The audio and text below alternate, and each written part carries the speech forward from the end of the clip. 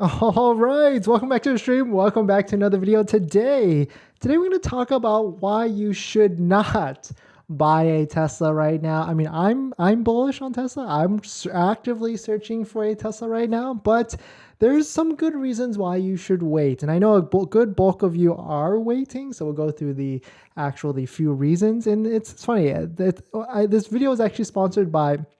This video was actually inspired by a viewer that left a comment and basically said it all boils down to 3 P's, which is actually kind of funny. We'll go into it. Well, of course, I'll show the comment and then we'll talk about those 3 P's so that you'll probably want to, chime in and talk about whether you agree with this or you should wait, but some of it I actually do agree because we're kind of in this weird time in limbo right now where there's just a lot of stuff like literally right on the horizon.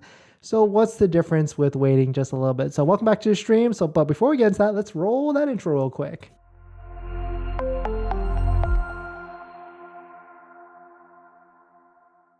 All right, so thanks for watching another stream. Thanks for watching another video. My name is Dennis, and I love talking about Tesla hacking, as I like to call it, but basically just getting the best deal on a Tesla at the best possible price or just getting really good financing on your Tesla. So if you're interested in any of that, please hit that subscribe. We make what, 3 to 4 videos a day now at this point, so definitely subscribe if you're interested. And today's video is actually sponsored by my Patreon link down below in the description if you want to support the channel, but more on that later. All right, so let's take a look at this. This is where this video was inspired from. Shout out to @CEuser3555. For me, he says, she says, I think it's the 3 P's: parking sensors, passenger lumbar support, and pricing. And so of course I wrote back, I liked it. And then he wrote back, thanks. They make you think or try their best in convincing you that you get more value when you don't. It's benefiting them significantly because of the cheaper production costs while maintaining the same overprice. And so let's jump into this a little bit, right? So of course, parking sensors, that's pretty easy to kind of get into that, but that's really because recently, probably November, December, or even this article is from December, Tesla started to remove ultrasonic sensors from the bumpers of the Tesla vehicles. So literally when you're backing up, there's no more of that beep, beep, beep, beep, beep. And they said that they're going to add that functionality back in with Tesla Vision or something like that, but it has not come back yet. And it's funny, like there's some vehicles that you can take a delivery now with a clean bumper with no sensors on it. But then there's also some vehicles that you still get it, but they're just like turned off or something. It's like a whole mixed bag or anything like that. So the first P is parking sensors, and that certainly makes a lot of sense, like because that can be a sticky point, especially if these vehicles are they're expensive vehicles, and to buy a vehicle $46,000, $56,000, $66,000 and it doesn't have that, I can certainly understand why that could be frustrating in that. The second one is the passenger lumbar support. If I certainly, when I'm driving on the highway, I can certainly feel this Tesla suspension and the seat, is the comfortability of the seat is very important to me because I do drive hours at a time. Sometimes I think my average drive is probably like 45 minutes, especially in the Los Angeles area. So I can see why this could be a big sticking point for, a couple or, 2 people that drive a lot on the road trips, because passenger lumbar support is very crucial for the comfortability of road trips. So that's the second P, passenger lumbar support. And the last P, which is kind of like a weird one, but pricing right now, there's just so much happening on the horizon with the, Tesla China's head of global sales coming into the mix. And they're, Tesla China, I feel like is very discount heavy and very reactive to market challenges. But then there's also this IRS Treasury mumbo jumbo that came out with basically putting a price cap on the Model Y 5 seat and basically saying it's not an SUV, but the 7 seat is, with an $80,000 price cap. So, the pricing can certainly be adjusted to fit this, or Tesla could be lobbying the IRS and the Treasury to make their vehicles fit this. But at the same time, you do have to remember, like, prices for Teslas have gone way up since couple years ago. So like, just to go back into the history books, the Model 3 standard range, even though right now at $47,000, even with the $7,500 discount or $7,500 tax credit, that brings it down to $39,000. But even before that, like early April or even early January of 2021, a Model 3 standard range was $37,000.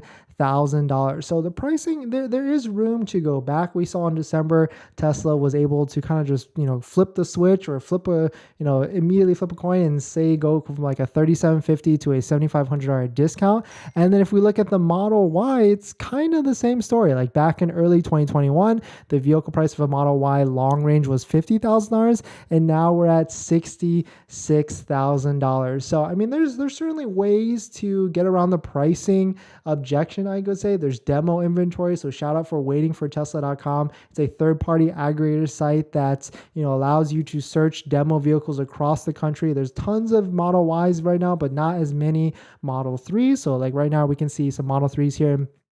There's demo inventory too, where you can get a slight discount depending on miles or condition or whatever. That could be anywhere from $1,000 to $4,000. And if you are buying a Model 3 rear-wheel drive right now, because this seems like to be the only best deal that a Tesla has, and you're kind of worried about pricing, well, you can actually finance that $7,500 tax credit in a different way. And this is where, actually, I've been shouting out Tenet for a couple of videos now, but definitely check out Tenet. Link down below in the description if you're interested. But Tenet kind of uses EV financing a little bit differently than other companies out there. They actually allow you to finance or refinance a portion, or refinance your vehicle and defer a portion of your vehicle loan, so that, let's say it's $7,500 for that tax credit, or all the way up to 25%, you can defer it all the way to the end of the loan, and which then equals a lower monthly payment at the end of the day. Tenet kind of understands vehicles a little bit differently, especially EV vehicles, and so that's why they can offer this type of really interesting electric vehicle financing. So shout out to Tenet for actually being a sponsor of this video, actually, I guess, as well. And so definitely check out the link below in the description if you're interested. So that's the third P, is pricing, which we can certainly see what might happen in the next few months, or even I think it's really going to be the next few weeks as we get closer to the middle of January or end of January, because Tesla still has to hit their numbers and their sales goals, so they could have some sort of reactionary events in the next few weeks as we get near that. And the last thing that wasn't really on here is Tesla Radar. Tesla Radar, Tesla Vision, all that mumbo jumbo. There's talk of Tesla bringing Tesla Radar back with their Vision in like a new enhanced sort of way, and even maybe announcing it on January 26th.